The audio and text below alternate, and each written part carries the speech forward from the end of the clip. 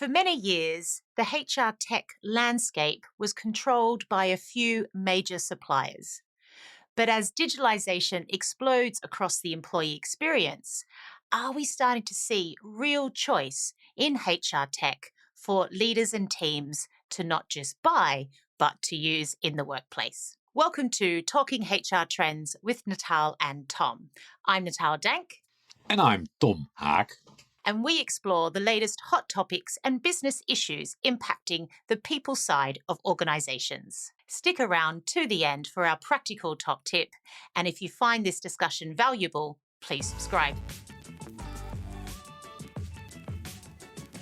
So, Tom, we were named world-leading HR tech influencers recently, and it made me think we haven't dedicated a whole episode to this topic yet. So let's do exactly that right now. And I think the best place to start is by asking you, well, what gets you most excited about HR tech at the moment? So if you look at the HR tech landscape and you look where the money is spent, HR core systems, yes, probably the most money. Yeah. HR recruitment, applicant tracking systems and the like. Most money there. I'm not super interested in those areas, but I think, to be honest, many developments are happening there as well, especially in the core systems and the big providers that are integrating solutions. So I think that's an interesting area.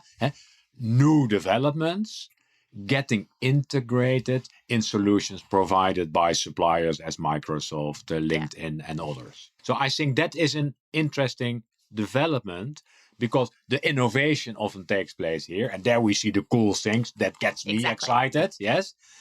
But in the end, the experience of employees and managers, they want a smooth experience. Well, technology is sometimes annoying. So that's a long answer to your question. So one, I'm excited about the opportunities of the big players integrating innovative solutions. Yeah. I'm also excited by tooling HR tech that really helps people to do their job better. Yes. So that's really not focused on process optimization, but HR tech that is there to help people to do their job better. And in some ways help people move away from the idea of HR being all about process and actually it's about tools to help you get the job done, which is really exciting.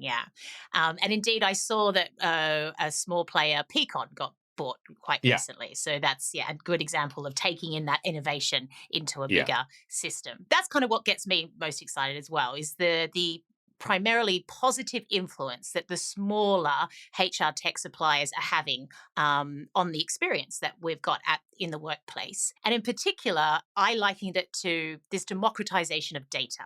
So if I think about my role over the years, often we were contracted in to one main supplier that then would run this huge annual employee engagement survey. We then have to wait something like 3 months for them to sort of release the results and then cascade them down to us and across the organization. And they really controlled the whole process. Now it feels like with the touch of the button, you can do a pulse survey and you can use the data real time to make decisions. And I think that is really exciting. Can you talk us through some examples of how you're seeing HR leaders and teams use HR tech in a good way? One remark to what you were saying is it also data people can use? Yes. And that's sometimes a question mark. If you look in the consumer domain, for example, you look at an application like Strava. I don't know whether you know Strava, but many runners and cyclists are using it. So people are gathering their own data, running data.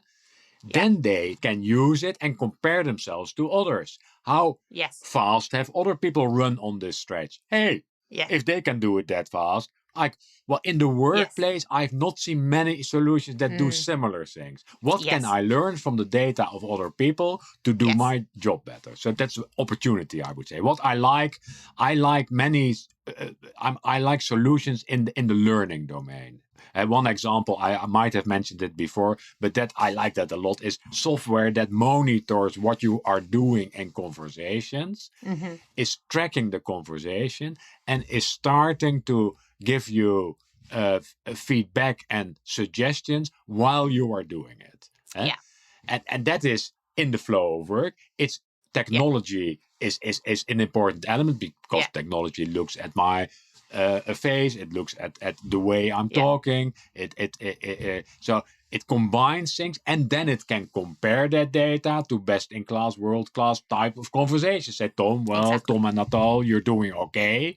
But if we look at what the great people are doing, well, you can still learn some things. That actually makes me think of one that I quite like, where a company started to connect sort of learning opportunities. So a video to watch, someone to talk to, a little workshop to go to, two key moments that matter or when people had problems. So, and they even connected it to the HRIS system. So a manager might need to go and give feedback to someone the next day. It comes up in an email, you've got to go and do this conversation. Or do you want to learn how to do that? Oh, yes, please. And they would click on the learning. I think that's a fantastic example. Yeah.